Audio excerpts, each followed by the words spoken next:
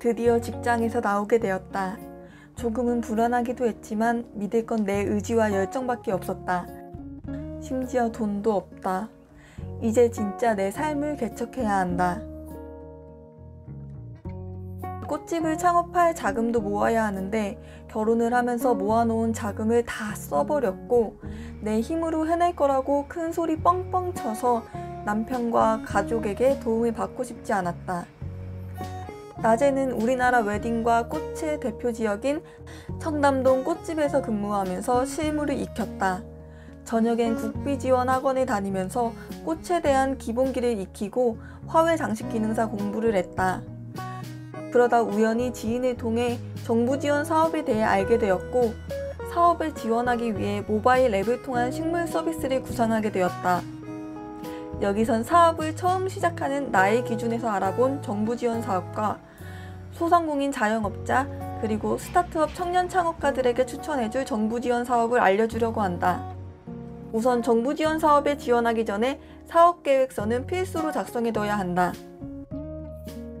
정부 지원 사업은 K-스타트업 홈페이지에서 확인 가능하다. 매년 연초에 연간 모집 계획을 게시하는데 여기서 통합 공고 게시를 확인한 후 내가 지원할 만한 사업은 뭐가 있는지, 연간 일정은 어떻게 되는지 체크해두는 게 좋다. 첫 번째로 추천할 정부 지원 사업은 중소벤처기업부에서 주관하는 예비창업 패키지이다. 나의 경우에는 2019년 하반기 청년 예비창업 패키지를 신청했고 지난달에 수료를 했다. 최대 1억 원을 사업자금으로 지원해주기 때문에 사업을 시작하는 사업가들에겐 가장 큰 돈을 지원받을 수 있는 사업인 것 같다. 내가 이 사업에 선정되었을 때 그 큰 돈을 나라에서 그냥 준다고? 나중에 갚아야 하는 거 아니야?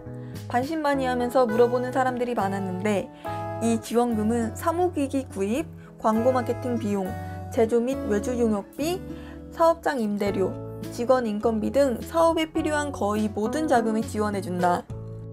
게다가 인사, 세무회계, 저작권과 법률, 마케팅 등 사업에 필요한 교육을 무료로 받을 수 있다. 자금부터 교육까지 사업에 관한 모든 지원을 해주는 정말 고마운 정부 지원 사업이다. 내가 지원하던 작년엔 청년과 중장년 모집을 따로 했었는데 올해부턴 통합 모집으로 바뀌었다고 한다. 이 밖에도 K-스타트업엔 여성 창업 경진대회 등 많은 지원 사업들이 있으니 수시로 홈페이지에 들어가서 확인해야 한다.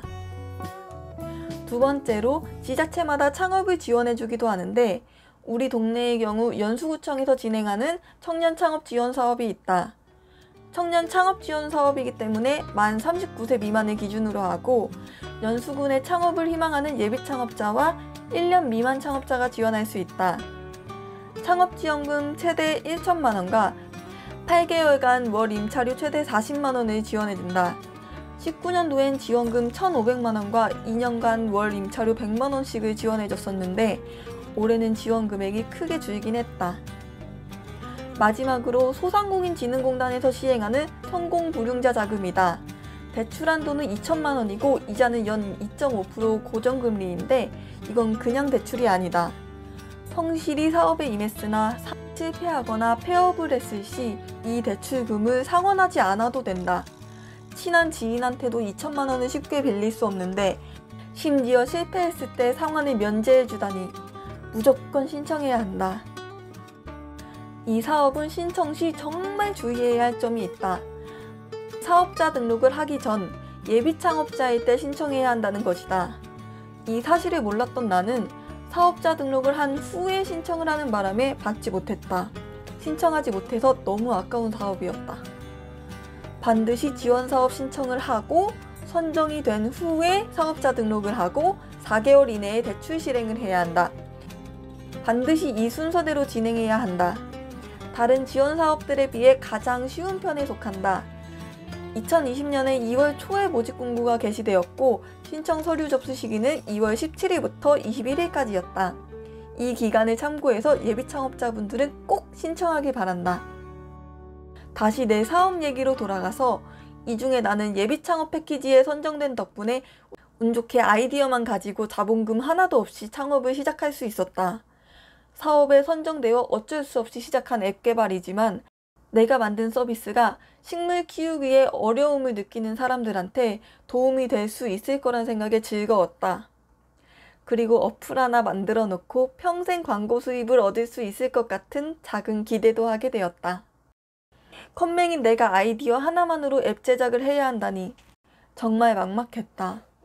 오피스텔 사무실을 얻고 사업자 등록, 통신 판매업 등록을 하고 기간제 디자이너 직원을 채용하고 컴퓨터 2대와 프린터기를 갖다 놓으니 그런대로 사무실의 구색을 갖췄고 우리 어플을 책임감 있게 제작해줄 외주업체를 모색했다. 앱 개발이 목표인 과업이기 때문에 그만큼 중요도가 크고 예비 창업자들에게 사기를 치는 개발 외주업체가 많다는 얘기도 있고 지원 금액 중 큰 부분을 차지하다 보니 업체 선정에 신중을 가했다. 그렇게 디자이너 직원과 함께 기획하고 디자인해가면서 외주 개발업체와 수정하고 보완 작업을 거친 끝에 앱 개발을 완성했고 2020년 3월 내가 만든 식물관리 앱을 안드로이드 스토어에 출시하게 되었다. 그리고 앱 개발을 하는 중간에 내 꿈이었던 꽃집을 오픈했는데 꽃집 창업에 관한 스토리는 다음 편에 기록하도록 하겠다.